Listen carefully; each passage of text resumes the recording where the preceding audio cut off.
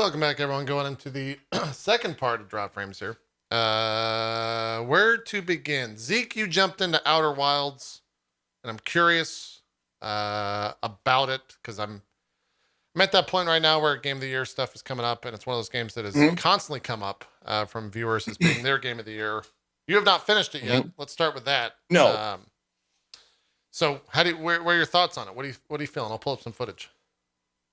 uh, I jumped into it for a few hours, and it started off with kind of an info dump. So the first hour of the stream was going around and talking to everyone on the main starting place, and then once you kind of get that out of the way, then it really opens up. Like once you get on your ship and start exploring, it really the story itself unravels itself in. Can I say itself one more time? Um, it unravels in a very piecemeal kind of way. It's kind of like uh God, I hate doing this. I don't want to say the word Dark Souls, but you know when you pick up an item in Dark Souls Yeah, and Oh it my has like a god, little really? chunk of lore. I can't believe it. And I know, we but need it's the kind of like that. disclaimer It's for like Dark it's Souls here. Go ahead. here the reason why people bring it up is because it's a popular game that most every gamer has at least seen, played, or heard of. And Hmm. that's why it's a good starting off place because then you can kind of go from there. Like, have you heard of this part of this popular game? Okay, well, the lore in this game is revealed in separate pieces. So you get like depending on where you go first, because once you get out on your ship, you can go anywhere that's available, like in the solar system. So you'll land on a planet and it'll have like a chunk of story that's like 4 chapters down from from the actual linear progression of it. And you'll get this big chunk of story like after exploring this place, you'll go like, I don't fucking know what this means. So you jump off that place and go to another place, and then you find a little chunk that's in between the beginning and the chapter that you found. And you go, okay, I see there's links now. And I'm starting to piece together what's going on.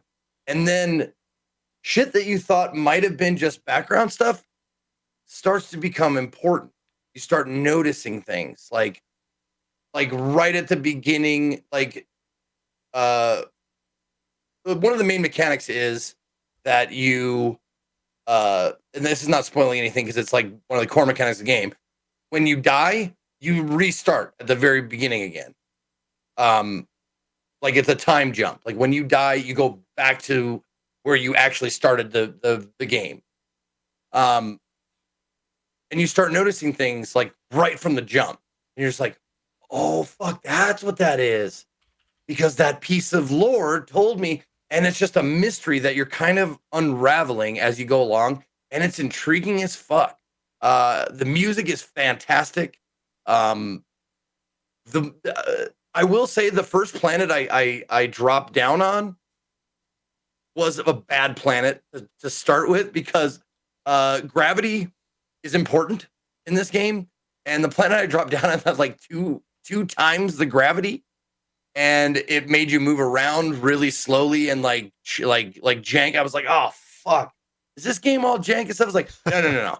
The planet you're on has 2 times the gravity, so you're not gonna move quickly, and it's gonna be kind of a slog at points. And you're like, oh, okay. So I went to that planet, but if I went to every other thing I went to was like either lighter gravity or comparable gravity or no gravity and stuff like that. And you get really like used to the changes and how you have to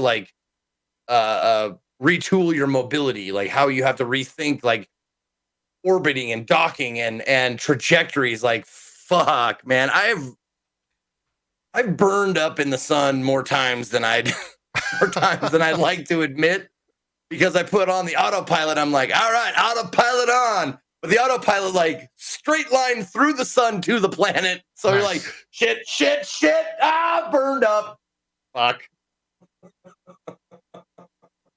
But Yeah, it's a that's gonna happen a fucking lot. fun game, dude. It's a blast, and unraveling the mystery. Like I only played it for I want to say like 4-ish hours. Hmm. and I was hooked. Like after the first hour of the info dump and getting off, like, and starting to actually travel around and like unravel what's going on and finding, like, it has tons of like hidden stuff, and it's so fun when you find it. You get in there, like, oh wow, this really, like, it's deep. Like the lore is deep, and it's great. I'm having a blast, and I'm gonna play it after the show today. So is it hidden in the sense of you're supposed to find it for main story, or is it just like a random tidbit of lore that's not necessarily everyone's going to find? Does that make sense? I don't know if I phrased that properly. You know, I'm not sure how important every single piece of lore is, because I'm not that super far into the game, but I kind of have a general idea of what I'm supposed to do, and I won't go into it any further than that because the discovery of that is really fun. Like once you find out like what your kind of core objective is, Yeah. you're like, okay, That's all right. that's definitely been the thing where people have been like, "Oh, the Outer Wilds is fucking game of the year, fantastic," and I'm like, "Cool, what is it?" "Oh, I can't tell you. It's spoiler." And it's like, well, how the fuck am I supposed to be interested in playing it if you can't Well, talk about the game at all? well, it's like trying to promote a mystery. It's like Yeah, sure. this Okay. the mystery of the game is great. Like, That's a why really is good way the to say Sixth it. Sense great? Well, if I told you why it was great, it would kind of ruin the whole movie.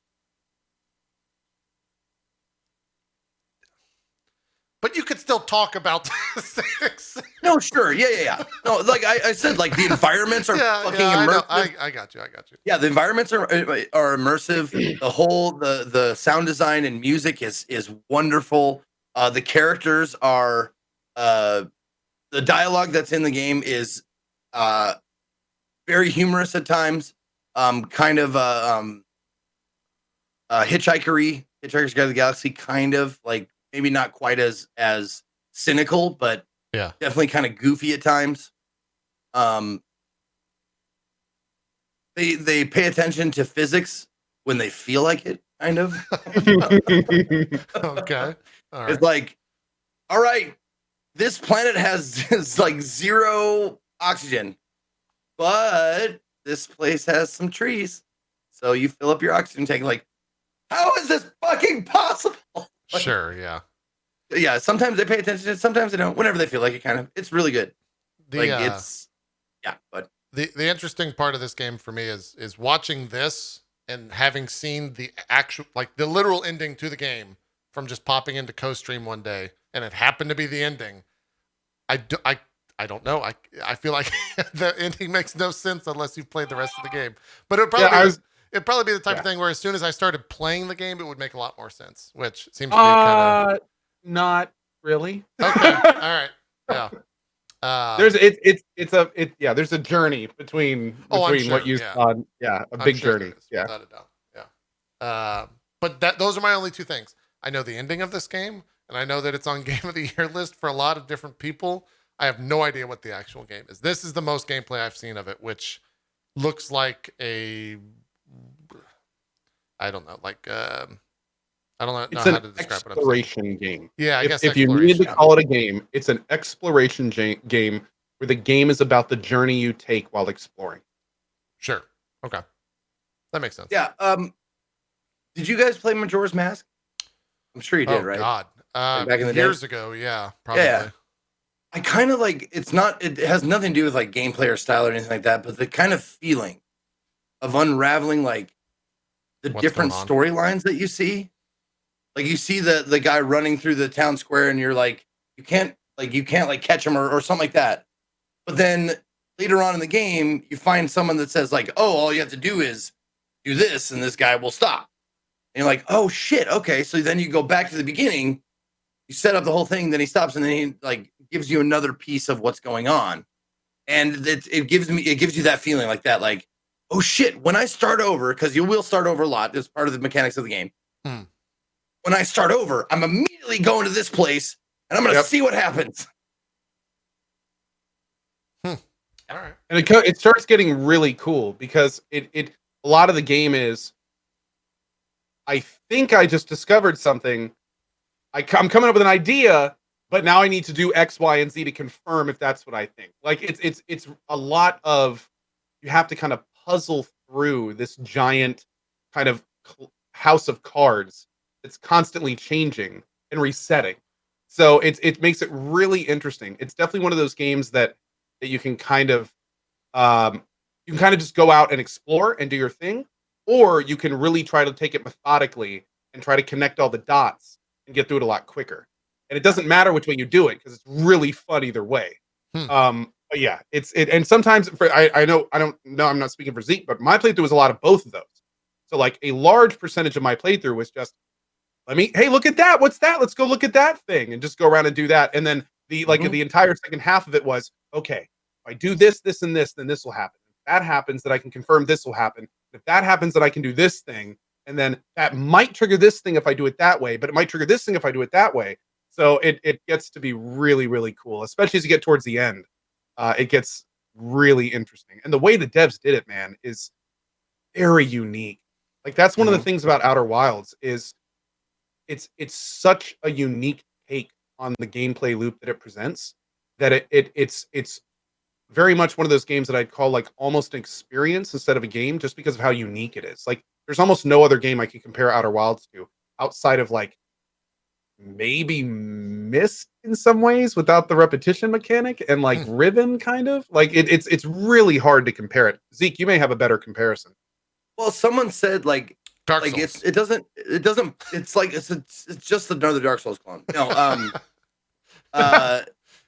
no, someone mentioned Oberdin, and while it doesn't have like the same kind of mechanic as Oberdin, the oh shit moments like that Oberdin gives you, this has that. Like you'll have like a moment where you uncover something, you go, oh shit! None of Like, you go, oh, Bradin. That's what you say. Go, oh, Bradin. Yeah. Wow. Yes. Yeah. Exactly. Thanks, Dad. Good one. I'm here every week at the same time, doing the same jokes. Make sure to tune in. Yeah. That was pretty But impressive. I'm having a lot of fun with it. I'm playing it after this, and it's I can't wait to like see what else I unravel.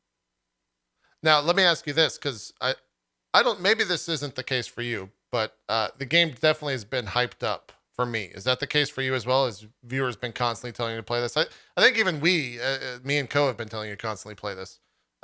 So would you say it has been hyped up? And if so, has it lived up to said hype for you? Well, this is one of those games that it's hard.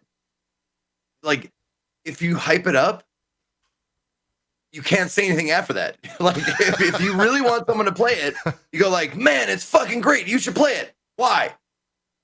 Shut up and play the game. Don't ask questions. Yeah. That's the case. So I had exactly no idea what to expect. I had no idea what to expect when I went into it. I had no idea what kind of game it was. Yeah. Like, I had enough people saying it. I saw enough like nominations, like Game Awards stuff, nominations, stuff like that, and people like saying how great it is without actually telling me anything about it. And then I picked it up and I went, first hour, I was like, is it going to be a lot of dialogue, a lot of like reading of stuff?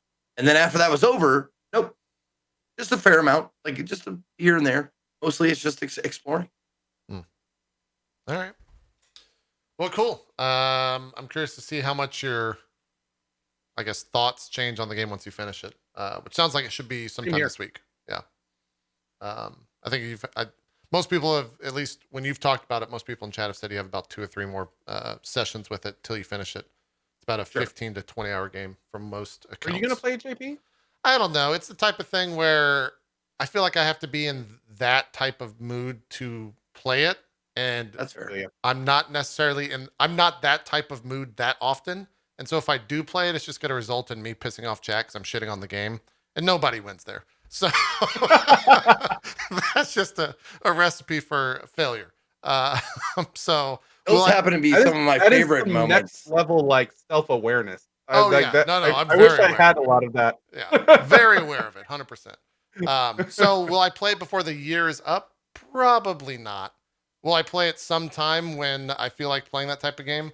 It's definitely on the list. Yeah. I just don't know when that'll be. Because again, like I said, I've seen the ending, and so I've seen gameplay now. So I'm going, huh? How does it reach where I saw the end? That's the kind of curious. It's got me curious, to say the least. Um, I do want to stress this fact. Many games, the whole journey kind of culminates with the ending, yeah, where like the game is like 30% of what you need to know, and then the ending is like 70%. Like, there's a big ending. Outer Wilds is a huge way skewed the opposite direction. Like the game is the journey to get to the ending. gotcha. And the game is the cake, and then towards the end is like the frosting, and like the part you saw is like the cherry. Okay. Huh? If Now I'm that even makes more any confused. I mean, not confused, but I guess intrigued is the word I'll say, but it might have too much. Of a I can't positive spin. really say anymore without kind of like I don't want to like skew anything. So No, that's yeah, about I the got most. you. I got you. Yeah, yeah. I might do my own information finding session on that off stream. Also, apparently, you put a cherry on cakes. Is that a thing? I didn't like. Yeah, it's more of a Sunday metaphor. Yeah, You should have gone there, but I you kind of know, mixed my metaphors it's there a fine. little bit. My It's fine. bad. You could put a cherry on a cake if you like cherries. You could have a cherry cake. Makes sense. Makes sense. Thanks, man. Thank you. You're Thanks, able to yeah, do whatever thanks you for the want permission. with your cakes. Might be a little weird, but you can put whatever you want. A cake is what you make it. Zeke, you also played some more Devil May Cry 4. Not sure how much you want to discuss on that, but having played Devil May Cry 4 and quite liking it, I'm curious if you where you'll rank it. Actually, that's a better question. Where do you rank it in the Devil May Cries that you have played thus far? Well, I played 1, 2, 3, and 4. Uh huh. 2, obviously the best, like no question. 2 is head and shoulders above the rest because I finished it super quick and I only had to press one button the entire time. It was not. No, 2 was a just a shit trash fire of a game. But 3 is the best so far. Really? 4 and 1 are kind of comparable in how much fun I had playing them.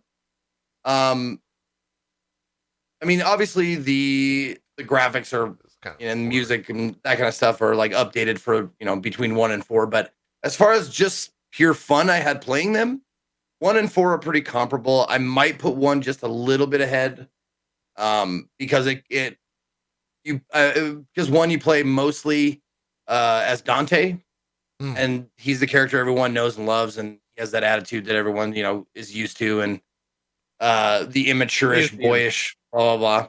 Yeah. But this game you start off by playing as Nero, which is like, I don't know what his relationship Not to Dante is, but Yeah. obviously they're related somehow, and I really don't care. Because the story is not. I never found the story to be important. The scenes are very important because they are fucking awesome and hilarious at times. Yeah. Like those are great. But as far as the storyline goes, it's like, bad guys, good guys, let's fight, that kind of shit. But like the individual vignettes are fucking stellar. Sure. This game, I did like I did like Nero's mechanic in the game, his power glove or whatever, where you could do like these cool special moves. Yeah. If you got like bosses or enemies in a certain, like you countered at a certain time, or you got them like dizzy or whatever at a certain time, and you can do like these cool like animated like moves that you couldn't do at any other time unless you got the timing right. Those were really cool. The shitty thing is, once you got like all of his stuff and he's super powerful, then they're like, now we're gonna give you Dante again. And you're like, man, I just got all the cool shit. Like everything was powered up. It was great. Now we're gonna make you go through it with Dante. The thing I will say about Devil May Cry 4 that is obvious, and I understand why they had to do it because they ran out of money. But since it's an old game, fuck you. I'm gonna spoil some shit. Oh, You Bob, go, Bob. Spoiler Go ahead. Bob, Go put on. Spoiler Bob up. He's here. All Hey, right, Bob. you go through the game one time, like go through to the end of this like path, and then you come back through it again and you fight the same enemies. I shit you not. Yeah. The same bosses Yep. I at remember that. least 3 times, if not 4 times. I get why they had to do it. They ran out of money. They needed to extend the game, the hours played, stuff like that. So you go through and then you come back, and then there's like a boss rush towards the end where you got to fight them all again. And it's just like, oh, come on, man. I get it. Okay. All right. So that kind of sucks. But it's worth it to see the scenes in between. See like interactions between Dante and Nero and why am I'm blanking on her name? Trish? Trish. Yeah. Is it Trish? I think so. And Lady and like Pope, the Pope guy, the fucking enemies, the other guys. So awesome. Space Pope, They're true like Devil May Cry style.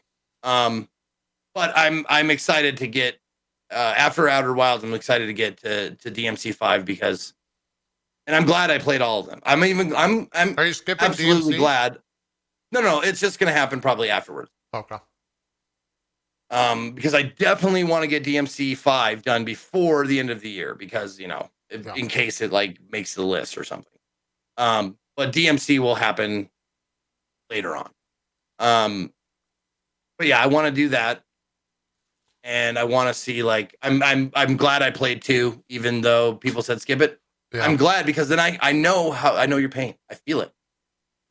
I understand like why that particular game hurts you so much if you're a Devil May Cry fan. Yeah, it's been a while since I played. I played those games like when they came out, so it's been years, decades even. I forgot this game came out in 28. For some reason, I had the idea that like I streamed this game right when it came out, but that's not possible. So, because Twitch didn't exist in 2008, and I think Justin TV might have just been starting. So there's definitely a playthrough of me though. So I guess I played it years after the fact, but I do remember this game, and I remember being just as frustrated as you were when the fact that you're just fighting the same boss over and over and over. Yeah. So, yeah. I'll move off spoilers here. And potentially the game, you got to finish it. Or did you finish it already? I didn't catch that. Yep. Okay. All right. So DMC 5 then, coming up after the Outer Wilds. Curious. It did have one of the most frustrating fights in the series. Which one? The second, I think it was the second Space Pope fight. Is that the one where he's in the center and you're running around the edges? No. Okay.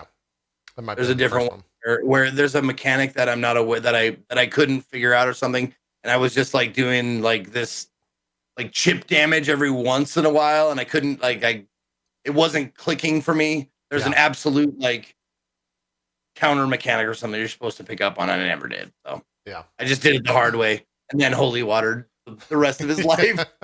Yeah, because I go carrying around like 2 holy waters for most of the game, and I never use them. So I was like, hey, if I'm going to use them, now's a good time. Yeah. How it goes. Anything else that you played on your channel? I saw you did that sponsored stream for Black Future 88. Is that worth chatting about? Yes. All right. Black Future 88. I said this during the stream, and I'll say it now. It's very nice when a game that you would probably play normally, like of your own volition, you get sponsored to play. This game is fucking fun as hell. Black Future 88 is like a mix of it's like a roguelike Contra-ish kind of a game. It's fast-paced. You'll die quite a lot. It progresses just like a roguelite. You go as far as you can. You beat like one boss, you die, you come back, you unlock some stuff like new weapons and armor and items and boosts, stim packs and stuff like that. And then you go back at it again and you beat 2 bosses this time, and then you die, and you go back and you get more stuff. You unlock other playable characters as well. It's bright, it's fast. The fucking music is outstanding. It has co-op, so you can play it. You can play couch co-op. We tried it with what is the Steam? What is that called? The Steam Play couch co-op thing? Oh yeah, what's that called again? Steam fuck. Yeah, I don't remember the exact name, but it basically makes it emulates local co-op over the internet. Yeah, right? remote play. There you go. Yeah, Remote play there you go. together. Yeah. Yeah, we tested out the remote play. Did it work? There is a bit of lag on going from one side to the other. But I did have someone who was playing from like England, so I don't know if that has anything to do with it. Yeah. Not sure. Huh. But I am curious. there was a to minor check that amount out. of lag, but it wasn't unplayable. It was just noticeable. Was it like in-game lag, or what was lag about it? If you understand what I'm asking. Like where? Like I watched him try to do a jump, Mhm. and he wasn't getting the timing of the jump, so the button presses weren't coinciding with the action of the thing. Oh, okay. Yeah. So you press the button and you'd miss the jump because the jump would happen just a little bit later. Gotcha. However, the reason why it was still playable is because if you use the right stick, it's auto fire.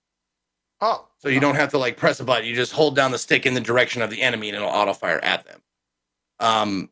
But yeah, that's remote play. So yeah, it's like not the game there's itself; it's remote play. Yeah. exactly that's like a workaround. It does have couch co-op if you want to do that, and I'm sure there's no lag that way. Yeah. Twitch integration has absolute awesome Twitch integration. They get to pick all of your boosts when you beat a boss or anything like that during fights if you want, and these are all optional. You can turn them off if you want, but I probably made like $40 in bits from people like putting 100 bits in chat to give me like little like drops of like blood bags or like ammo refill and stuff like that. You were paying like, to win, literally, or they were paying for you to They win. can absolutely pay me money to help me out in the game. And that was actually kind of funny, kind of cool. Because a lot of times they'd pay, and I'd try to make my way over to like the health potion or whatever, and I'd fucking die. So there'd be like 300 bits just sitting there that just went absolutely to waste because I couldn't get to them before I died. But like it's like $1 like 100 bits or whatever. You can set that to, you can turn that completely off if you want. Yeah. You can set how much Twitch integration you want.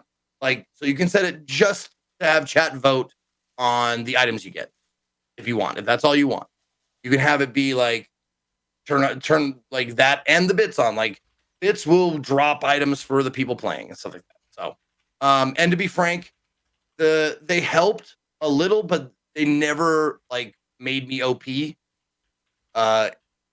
was healing. They could drop healing items or like other shit that I didn't need. So it was kind of random in what they dropped. Like you don't get to pick what drops. But it was fun, fast paced. Once you die, you go right back into it. It doesn't feel like the time I played, it didn't feel like I got so far in the game that I couldn't easily get back there with a good run. The playable characters are different enough, so you can judge them to your playstyle. Like I personally like the sword, the melee character. She was like the sword is pretty strong, but you got to get up to the enemy and risk slicing them. But if you get that down, you're Ninja Gaiden. It's great for Gaiden. But it was a lot of fun, and yes, I did get sponsored to play it, but I fucking enjoyed the fuck out of it, and I played it for I think I played an hour longer than the actual sponsored portion, required. Dude, those are the best sponsored streams to do. Yeah, those are Are games that wins. you'll enjoy, you'll like them. Like it's the absolute best. Yeah. Or maybe even the better ones is when you get a sponsorship to do like an app or a device, and then you get to choose the game. Those might even be better because you just choose the game that you really want to play. So Oh yeah. it works out. Is this out, wait, let me do the yeah it released on the day that I was playing it. It is, let's see, $17.99 on Steam, on sale, normally $19.99. And I even bought this is one of those games where immediately after playing it, I bought the soundtrack because it's like this, it's synthwave, like Oh, that's your shit. I Yeah. really enjoyed it. Yeah. Yeah. So, yeah, it's fantastic. Cool. Let me just check the video list here. Unless you know if there's anything that we are missing. We should also note, I think you said this before we were live. You have not finished Death Stranding, so we will not be having the Death Stranding conversation. No, I meant to finish it last night, but I fell asleep. Yeah. So that's why that's not happening this week. Might happen next week. And it might not. We'll see. And it might not, yeah. It might never He's happen. a very sleepy person. Yeah. It might happen in 2020. You know, who knows? like my sleep. Sleep is good, man. You got to sleep. I did play Sayonara Wild Heart. Yeah, let's talk about. We won't need much time to talk about this. How was Sayonara Wild Hearts? You won't need much time to talk about it because it's a pretty straightforward game. Yeah. But let me tell you, talk about banger alert. Like, this game has a lot of awesome music, and I can totally see why it's up for, like, it's up for best music and up for best sound design or something like that. Something like that, yeah.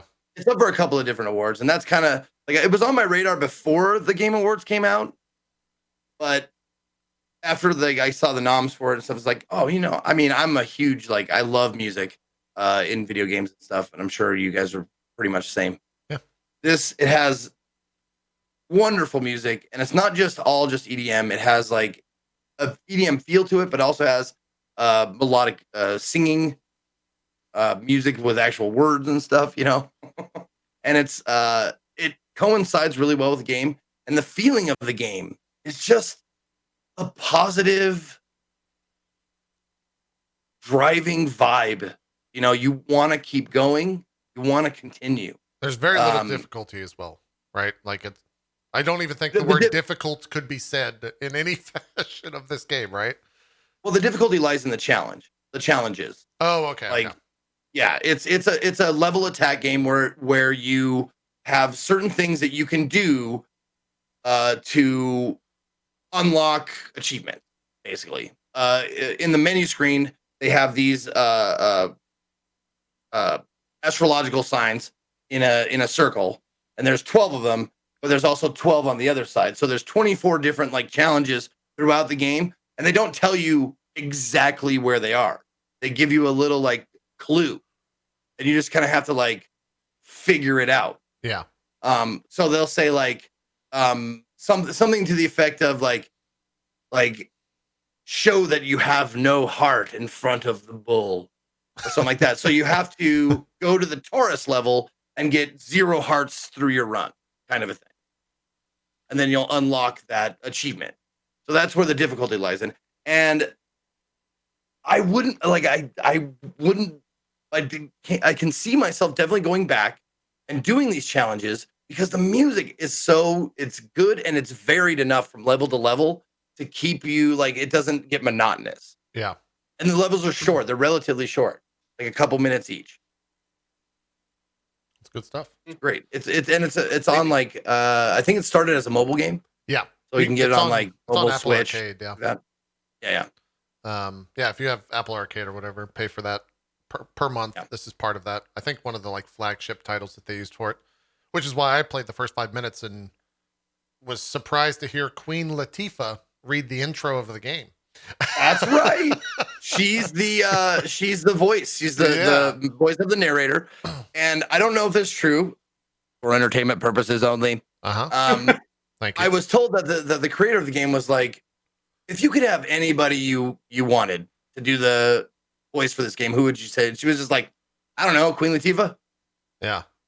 And they got her, I guess. So that's great. I don't know if that's true or not, but that's the rumor I heard. For all the Zoomers, Zeke, please explain who Queen Latifah is, because I'm getting a lot of who's. Queen Latifah is someone you should know. If you even like rap or hip hop a little bit, you should explore the roots of it. And Queen Latifah is, like, instrumental in the evolution of rap and hip hop. Yeah. Yeah. That's a good way to put it.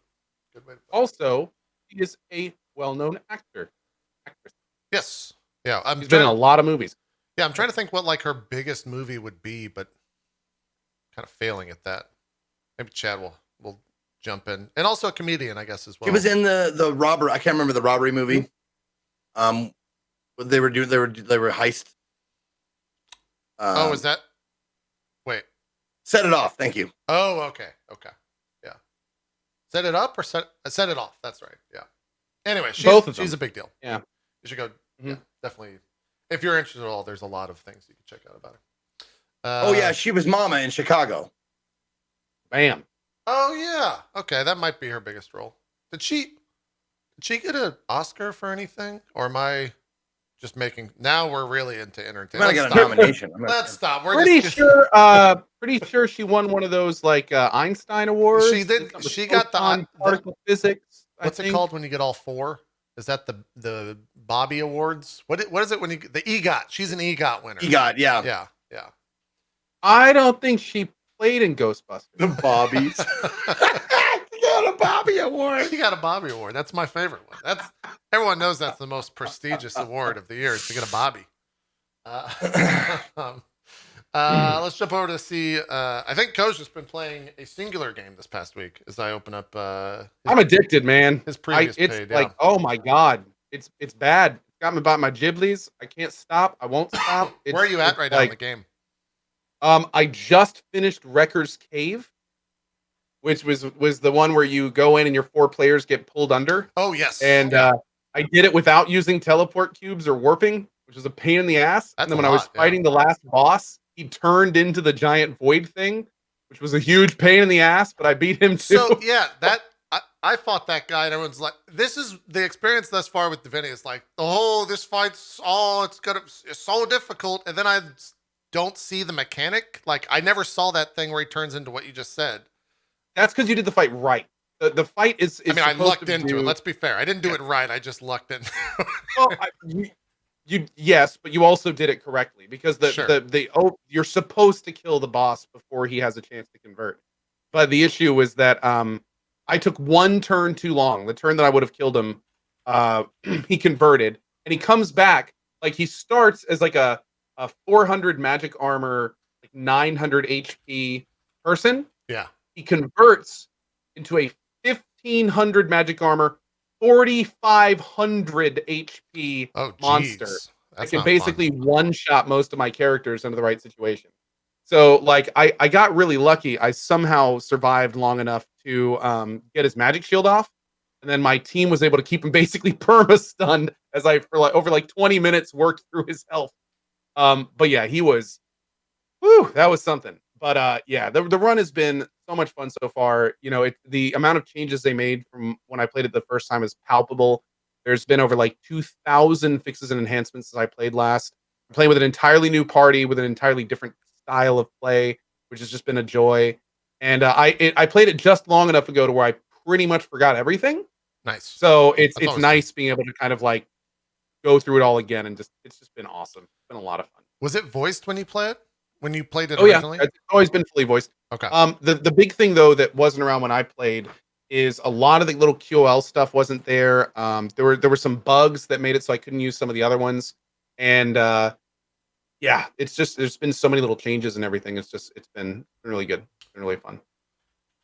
Cool. Yeah, Also, sure. when I played it the first time, I did a 100% run basically the day it came out, and I think I got it a little bit early too. So there was a lot of stuff I just missed because I just didn't know about it, and there was no chat to tell me about it. So going through the second time, I've been playing a lot more with chat than for chat. So anytime I Right. get to an area, I can actually like say, "Hey, is there anything I need to do here? Do I need to do anything in a certain order?" And it's been really surprising how many things that I missed in my first run just because I either didn't know about it or did it in some strange order that didn't allow the event or thing to happen. Right. So it's been very, very different playing through this time. And also, instead of playing, I did a full physical party the first time, and I'm basically full magic this time. So I'm using 4 mages. I don't even have a physical tank or anything like that. Yeah. So it's made it a very, very different experience. Yeah. That's one of the if I guess I had a complaint about this game, it is it's weird to say it's a complaint, but the game is so big that it feels very easy, and I feel like I have multiple times just completely missed something or gotten into a fight with someone that has quests to give you before you're quote supposed to fight them. And that's like it's frustrating for someone that doesn't like missing things in games. But there's no other way to know that except for, like you said, just reaching out and saying like, hey, should I do any like I guess it's somewhat spoiler, but the fight that do you remember the fight with Sahila after in Act 2 where you like get her back? Okay, I haven't been there yet. there's like an area where you get her back basically. And it's an entire area and you can just go in and fight those people, which is what I did. But then after the fact everyone's like, "Dude, you just missed like 4 quests or four not full quests, but like minor quests." And I since playing on Tactician, I feel like XP is such a scarce thing that I'm just like fiending for it at all times. And the second that I know I missed XP, I'm pissed because I'm always like one level behind the mobs that I'm fighting, which makes it even more exceptionally difficult. So that's like the only complaint I have. And Yeah. I'm also not killing literally everyone, which is a way that you can play the game. And so I'm missing a lot of XP for that purpose as well. I'm doing the same thing. I was Yeah. actually about to comment on that. We're doing what are called more role play playthroughs, Yeah, where we're yeah. not min maxing our stuff. And I have to admit, the first time through, I definitely killed more people. Really? And some of the fights that I did this time are definitely a little bit harder. The big problem with the mage playthroughs is every so often you come up to these enemies that just have so much overwhelming damage that they will just one round your characters. Yeah. Like there's just nothing you can do about it. When you have a magic armor pool of 200 and 350 hit points, and the enemy is hitting you 3 times for between 250 and 350 every time, it's just like, well, guess I'll die now. There's just nothing. Like you just fall over and use a Yeah. res scroll. Yeah. So that's been a lot more of a thing this run than in my last run. Physical runs are a little bit easier because you can just stack all that con and phys armor, and the physical stats all kind of play into that. And Yeah. a lot of the physical classes also have more like melee deflection and defense abilities. So yeah, it's been real, but it's been a lot of fun. And I like I've had to apologize to people because I was playing this game called VLR, which has been a lot of fun, by the way. And VLR is a crazy ass game. But I started playing DS2 and I've been liking it so much that I kind of had to park the other game. And I'm just kind of like, oh, when you're enjoying a game this much, man, as a streamer, if you play other games, it's just they're not as fun, and you're constantly thinking about playing that other game, and the Sure. show you're putting on isn't as good. So, yeah. Yeah. Now I'm just trying to get it done before Phoenix Point. Gonna do my best there.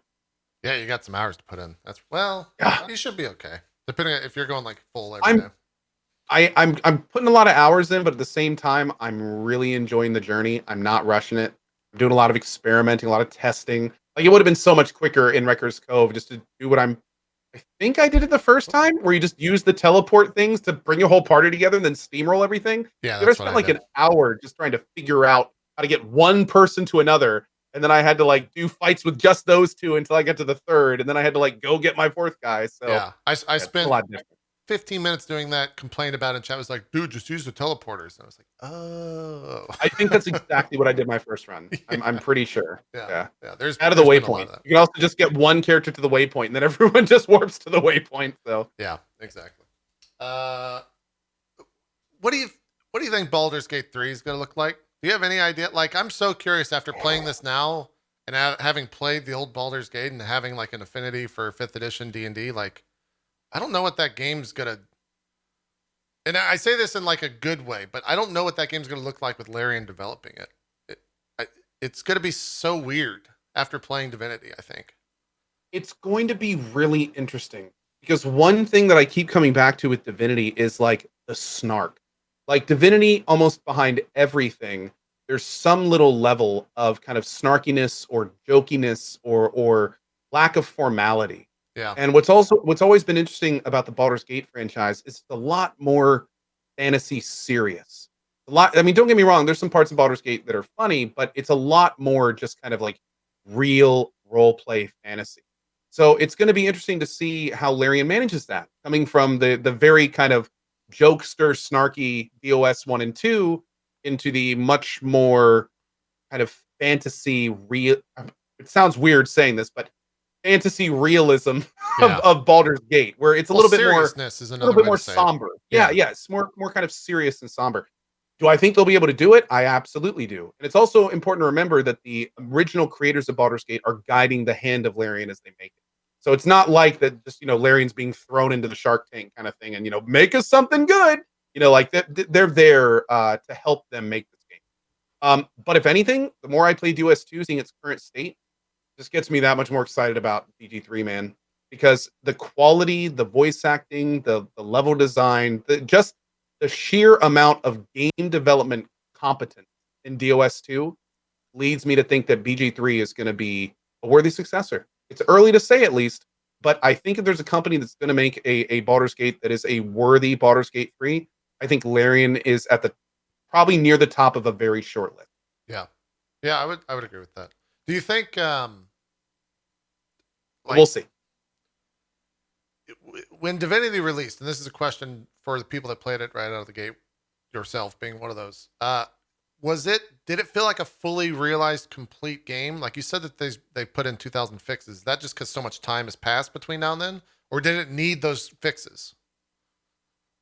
When DOS 2 came out, and honestly, when lots of games of this scope come out, it was 80 to 90% what I'm playing now. But for instance, I mean, I had some pretty major bugs in my first run. I wasn't able to complete a main quest arc because it just didn't flag me as being able to do it.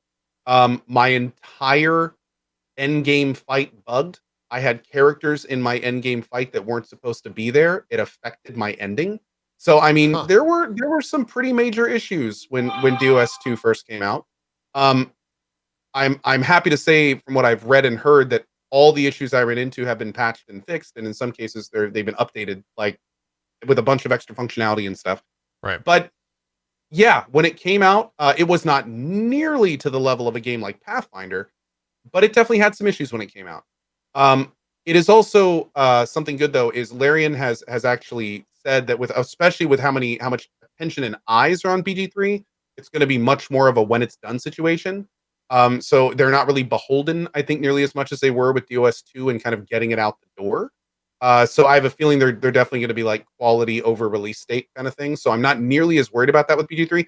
But I mean, there were issues with DOS 2 on release, and but I mean, to be blunt, with games of this scope, with as much customization, as many different things you can do, I mean, you can QA these kind of things into the ground and still have players come up with 1,000 different things you didn't think of on release, just because of how much interplay and customization there is in the game to kind of do unique things. Yeah. Yeah, we'll see. I guess we know so little about Baldur's Gate 3 at this point that I'm kind of grasping for straws to see anything about that game. Like, I just want to see more. Me too. Yeah.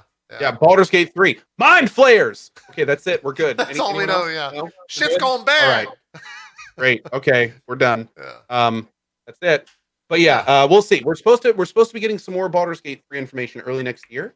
Oh, okay. And so hopefully, like, I will be the first to let you guys know the second anything is said about it, for sure. Yeah.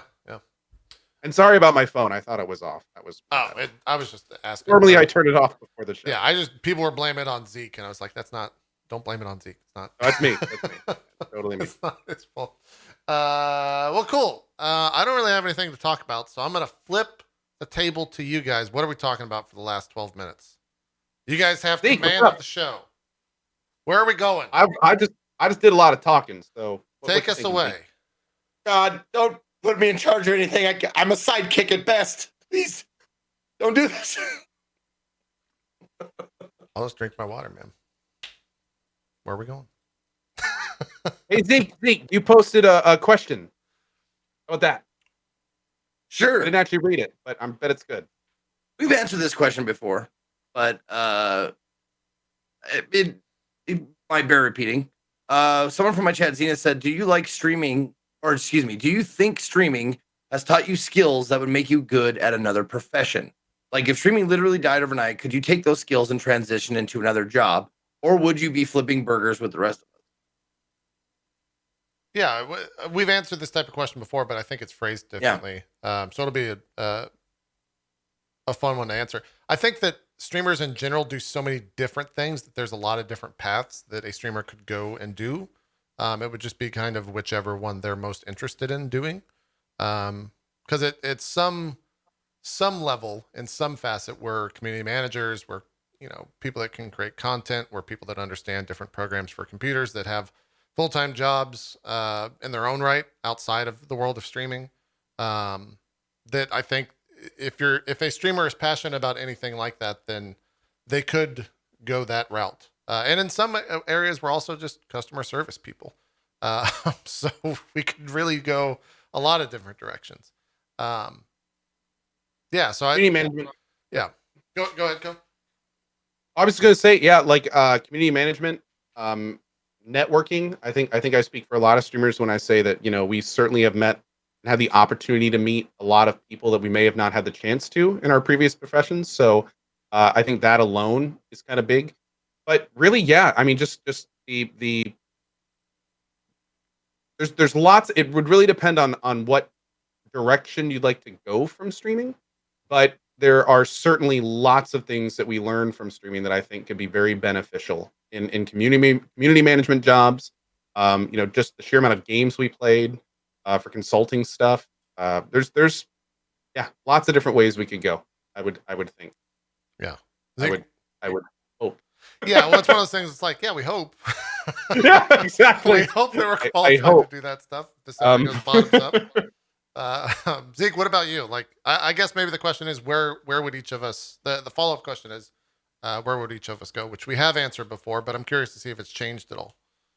I thought I've thought about this obviously, but I would probably look into being like a PR or a publisher or game development company, something like that. Like a lot of times they have one or two people that go to conventions, like PAXs, Gamescom, whatever, to talk about their game, to interview about their game. Like I've interviewed the same person from Devolver and Tiny Build like dozen times, and they're talking about different games, but they're the selected person for that particular company to talk about their new games and stuff. That's something I think I could probably do pretty well. Yeah. Yeah. Cole, what about you? Where Great. would you go? Would you go back to DJing first off? Would you No, go back to the music field? I left DJing for reasons that were kind of like never look backy. Ah, I did DJing enough to kind of learn the flow of it, and I also learned that DJing is all about networking. And if you really want to get anywhere locally, it's about staying out till 2 a.m. at parties and schmoozing with club owners and getting them on your good side. And that was not something like that's about what the time I left DJing. Is when I realized like that was the life. That was how it was going to go. Some people love that stuff and flourish in that environment. I am not a social butterfly. So for me, I when I realized that going out and staying up till 2 at after parties was work, when I realized I wasn't really enjoying it was when I kind of realized that probably wasn't the life for me. yeah. But in terms of what I would like to do, um, I would love to. I mean, I've played now thousands and thousands of hours of RPG. I would love to sit down with companies and play their games and give them suggestions on QOL. What can we do to make this easy to play? What things are missing? I'd love to help companies like Larian, CDPR do community management and interface with streamers and other things of that nature. Manage communities of games like this and connect developers with their fans. Like there's tons of stuff that I'd love to do. Um, that I hope that streaming will kind of facilitate with that kind of thing. But again, it's those types of positions and jobs are so unique in a lot of ways that a lot of times it's just kind of what's there at the time and what you want to do and what people are what companies are capable of doing at the time and want to do. So I really would have no idea. But yeah, I mean it's been a lot of fun streaming, and I honestly think that out of everything I've done, this is probably the job I'm most suited for. So like almost anything else I can think of would be like a secondary, Yeah. like a if I can't stream, then kind of situation. Yeah. I think that's probably the same for most streamers. It's definitely even though it's very easy to complain about, it's easy to complain about any type of job. It's definitely like the dream job that I don't think anyone would give up or rather be doing something else. Otherwise they would. Uh, For sure. I mean, I've been doing this now for over 5 years, and every single day I wake up with a smile thinking about my job. And it's kind of like I don't know if I can think of another profession that would make me feel that way. I did 40-hour, 50-hour week jobs until I was 31 years old, or 30 years old. Yeah. So I know what it's like to get up every single day and be like, oh, it's Monday, and stuff like that. So it's been nice. And I think even in a lot of other jobs, even if I really liked what I was doing, I think that would still be kind of a big feel of it. So I don't know. It's interesting to think about though, for sure. Yeah. I guess we'll answer this question from Crazy Dan. Although it's not from Crazy Dan, he's asking on behalf of someone else. R.S. Hartley said, what do they consider in a game when you decide to place it on their end of the year game of the year list? And also, if Judgment will be on it. If Judgment will be on it. Don't answer the last one. That's part of the show. Yeah, right. Yeah. I think like the general answer is just, you think about what everyone else thinks about if it's on game of the year list. I don't know about you guys, but I don't know if there's you don't like put it to some mathematical equation that spits out a number. And it's like, nope, that's number 4. Let's put it on the list. It can't be, nothing could be greater than that unless it's these 3 other games. And it worked like, yeah, I don't know. Do you guys have a specific question for that? Or a specific answer? Sorry, I should say for that question. For me, it's overall feel. Like it's the sum of all the components. There's definitely been things in games that I've really, really enjoyed. A great example, like for instance, is Death Stranding. And slight spoilers, I have already announced that Death Stranding will not be my game of the year. But it's like Death Stranding is a good example where it's like some facets of the game are super, super good, and others are super, super not.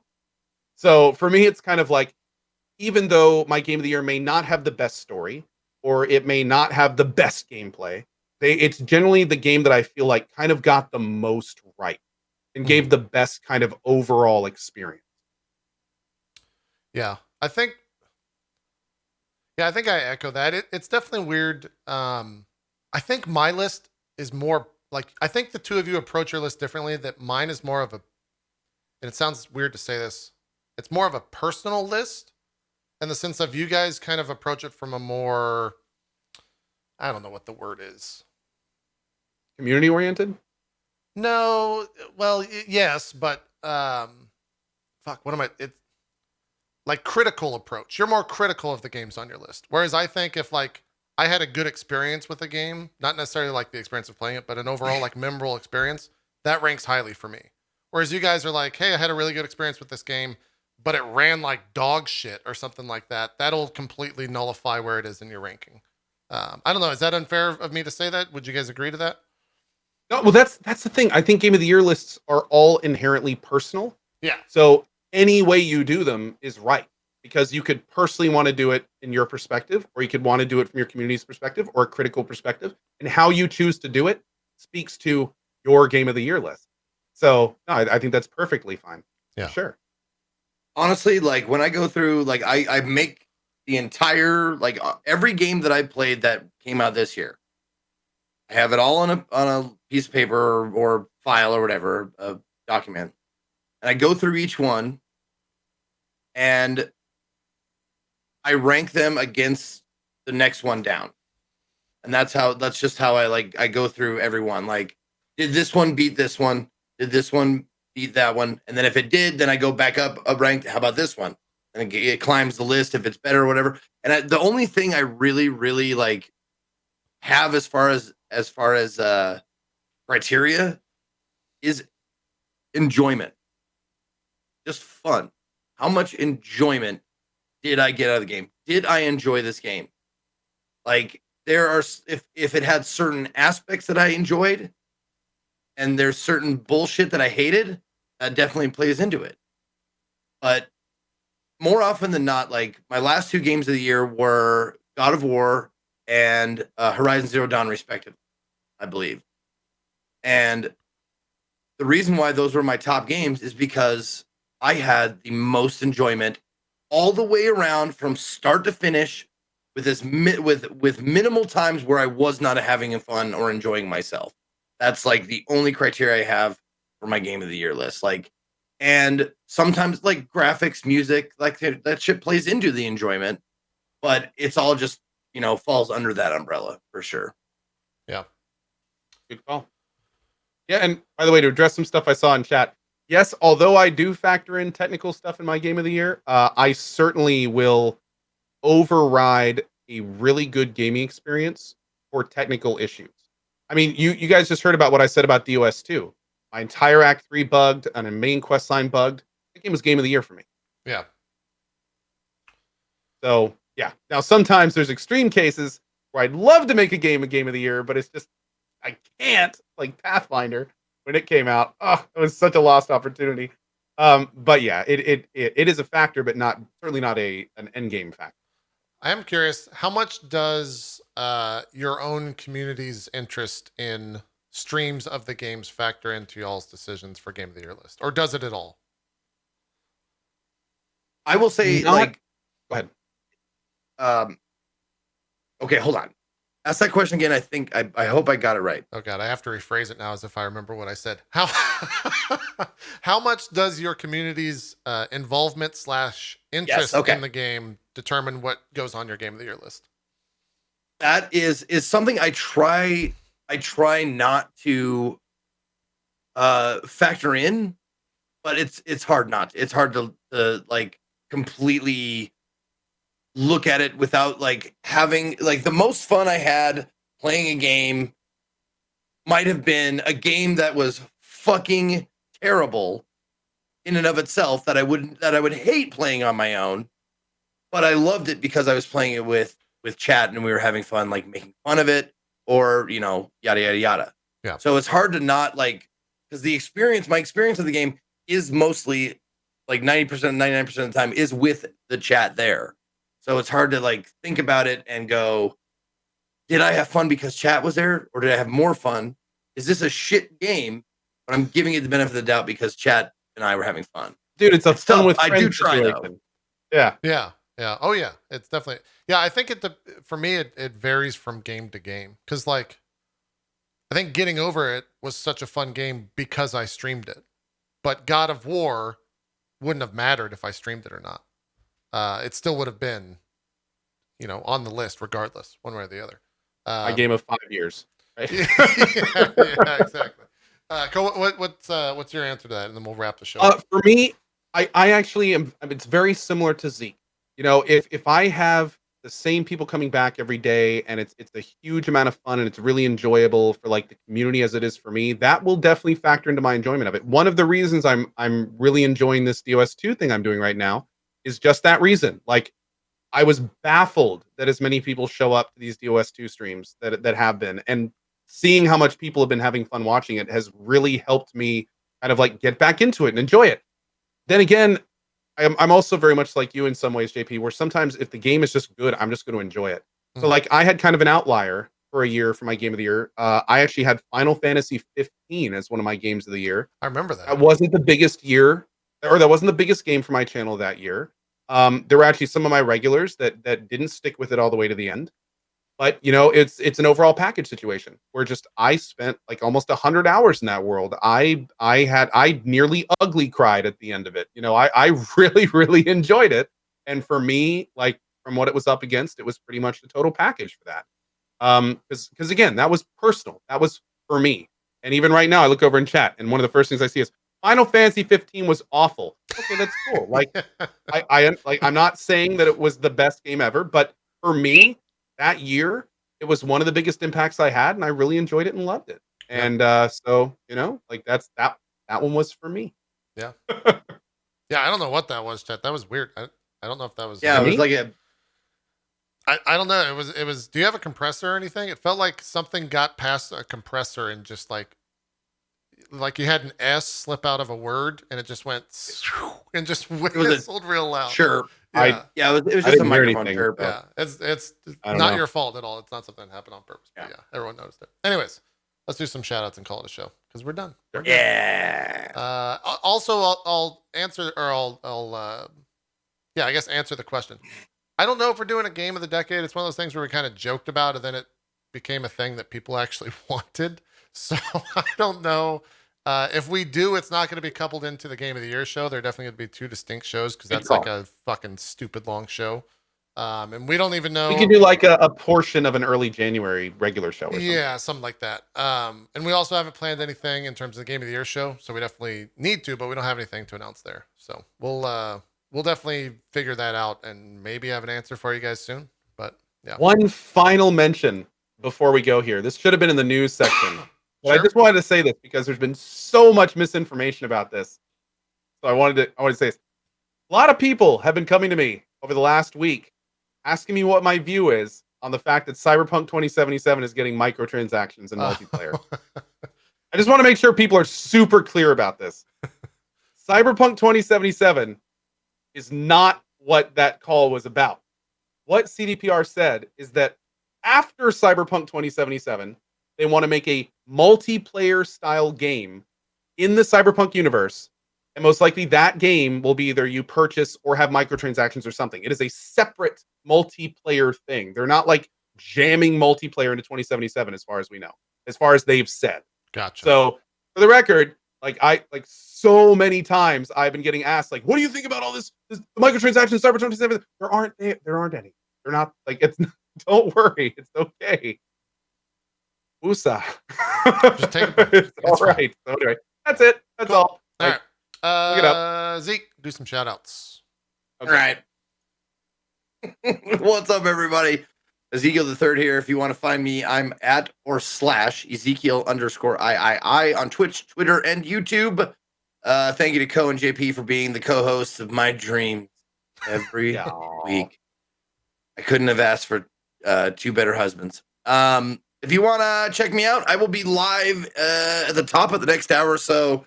If you want to be technical, in about 53 minutes, I will be live on my own channel, and I will be continuing Outer Wilds, which I am just absolutely enjoying the shit out of. I want to see where the mystery takes me, and I'm excited. If you want to see that, that's what will happen today. Tomorrow is Thanksgiving, right? Thursday is. Yeah, tomorrow. Yeah, tomorrow. Good call. Yeah, good call. Okay. Good call. You did Tomorrow right. is Thanksgiving. I'm working on a Turkey Day indie game day. We'll see if it works. See if I can get enough turkey themed or Thanksgiving themed indie games for tomorrow. If I can't, maybe we'll just play Outer Wilds and then get drunk and play blackjack. We'll see. So that's what's happening today and tomorrow. Thanks for watching. Awesome stuff. Co, do some shout outs. For sure. Hi, everybody. If I haven't met you, hi, I'm Co. As always, big thanks to Zeke and JP. Another very fun week with my two, as Zeke put it, favorite husbandos. I am going to be playing DOS 2 probably all day tomorrow. Probably maybe end a little bit early to go get Thanksgiving dinner, but DOS 2 pretty much all day tomorrow. Friday, DOS 2 probably mostly all day. I just got to take a quick lunch to take my car into the shop and then more DOS 2. Saturday and Sunday, probably more I hope you like DOS 2 if you enjoy watching me, because it's going to be a bumpy ride the next few days. Then we also have Phoenix Point on December 3rd, MechWarrior 5, more VLR. We've got Divinity, not Divinity. We're going to be starting up a playthrough of Dragon Age Origins possibly in December. And then we also have KOTOR 1 and 2, which I now owe you guys as charity goals as of this last St. Jude charity stream. So we're going to be doing a KOTOR 1 and 2 playthrough, probably, hopefully, starting in December and going into January, as soon as I get time. So lots of fun classics. Hope to see you there for them. If I don't see you for any of that, see you next week for another episode of Drop Frames. Cool. I'll post something about the Path of Exile show that we're doing next week once I have concrete information, and we'll get that posted out hopefully tonight/tomorrow. It's a little weird when you're dealing with people that are like 17 hours ahead of you in time. It gets a little awkward dealing with time zones in that degree. So I'll figure that out and let you guys know. But that's it for us. So we'll see you guys next week on another Drop Frames. Have a great rest of your week. We're out. Bye-bye.